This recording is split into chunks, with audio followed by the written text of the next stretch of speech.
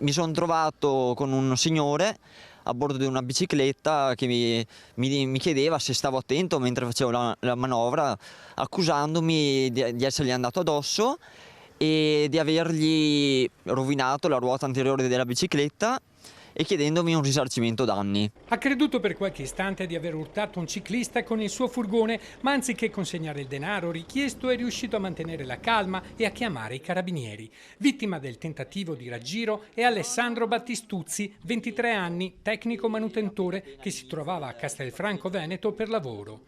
Il truffatore lo ha avvicinato nel parcheggio vicino alla stazione ferroviaria, sostenendo di essere stato urtato dal suo furgone. Prima ha chiesto un risarcimento per la bicicletta danneggiata, poi ha aggiunto anche il telefonino rotto, a suo dire, nella caduta. Era arrivato a chiedere fino oltre 300 euro.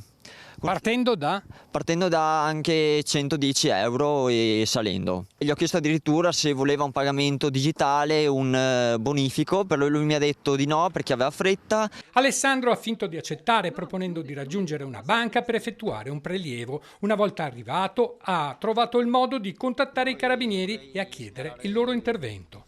Io sono andato dentro allo sportello dove sapevo che ero al sicuro e non poteva entrare qualcun altro, c'erano le telecamere di videosorveglianza. Ho chiamato il numero di emergenza 112 e mi hanno risposto subito, gli ho spiegato la situazione.